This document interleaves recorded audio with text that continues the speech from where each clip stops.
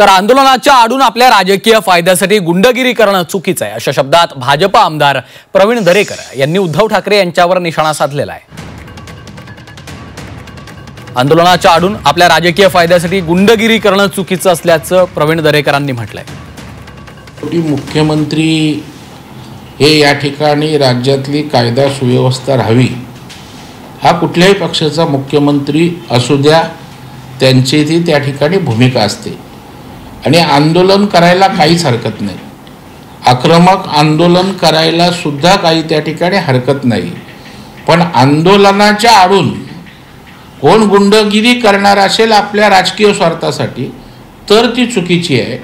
कारण शेवटी कायदा सुव्यवस्था बिघडली तर जातीय तेढ निर्माण होतील, धार्मिक तेढ निर्माण होतील, प्रांतिक तेढ निर्माण होतील